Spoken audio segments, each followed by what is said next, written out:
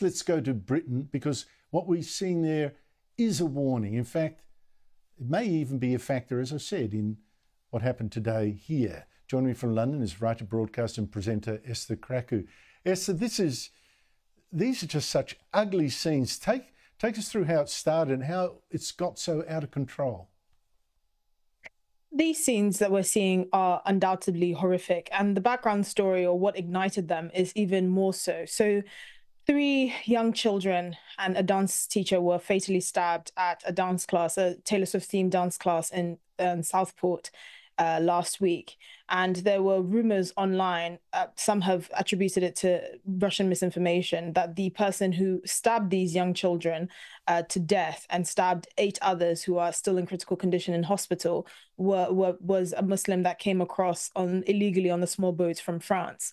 Now we have been able to ascertain that the person who committed these atrocities, allegedly, is a 17-year-old boy and son of Rwandan immigrants. Now, nothing else is known of this person's background. There have been rumors that he suffered from some sort of mental health issue. We don't know anything.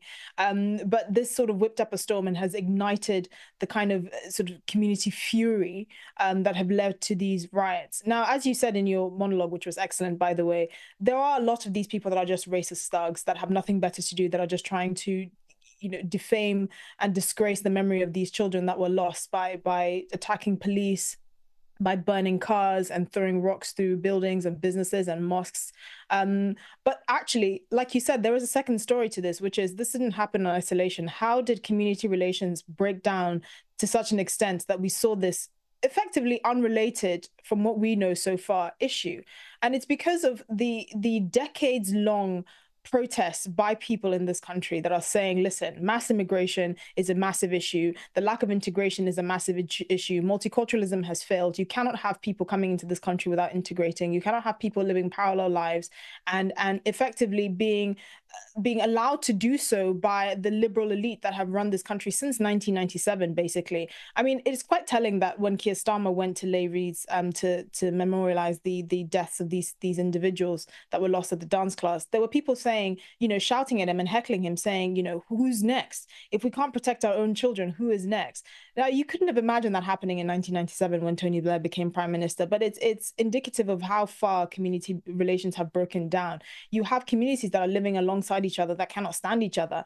And the unfortunate and uncomfortable reality is we have let too many people into this country that, quite frankly, hate Britain. You didn't see this kind of rhetoric when the Rotherham gangs happened. Actually, when the Rotherham gangs happened, you didn't see any sort of riots. You didn't see, politicians storming out of Westminster, but you did see them storming out of Westminster in some sort of farcical theatre when the Gaza vote happened a few months ago. And people are thinking, you don't care that white working class girls were abused systemically by these grooming gangs in places like Rotherham. You don't care. You didn't storm out of Westminster. Nothing happened. There was no, parade or grand show of anger. But when something like a Gaza vote, which is something that really is happening thousands of miles away from Britain, is happening, they storm out. And people are really getting a sense that the politicians running this country have not only betrayed us time and time again, but they fundamentally hate this country. And they're aiding and abetting people that hate this country. There's so many statistics with regards to policing and crime in this country that makes people feel like Britain is now a lawless place. Across 168 districts in London, areas in London, the Metropolitan Police have not solved one petty crime. That includes car thefts, burglary, in 3 years. You have protests that have been going on in the streets of London for months now that the police have just been letting go on, even though there are hateful chants, there are hateful things going on there. You have Islamist preachers on the streets of this country that are radicalizing people and teaching people how to attack and hate this country, and nothing has been done. And so while this act of vandalism and these riots by these thugs, as you rightly said, is horrible, it didn't happen in a vacuum. And now we have this uncomfortable conversation that we have to have, which is, what has happened to this country? What has happened to community relations? How has multiculturalism failed? And how can we bring this country back together? Because I fear that if something doesn't happen, this will only be the beginning. Brilliantly summed up, Esther. I must say, you mentioned the Rotherham grooming gang, white girls, young white girls, sexually abused for years by largely people from an immigrant community, Pakistani, many of them.